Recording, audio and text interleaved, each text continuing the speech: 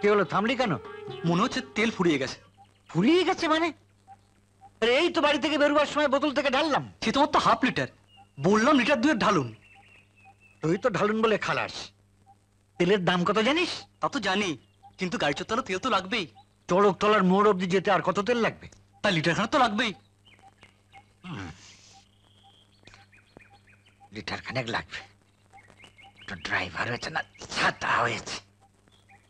তুই এক কাজ করতো কি? ওই গ্রাম থেকে দুটো চাষা ডেকে নিয়ে আয়। যা। চাষাটাকে কি হবে?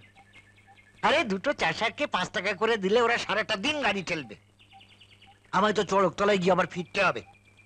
যা।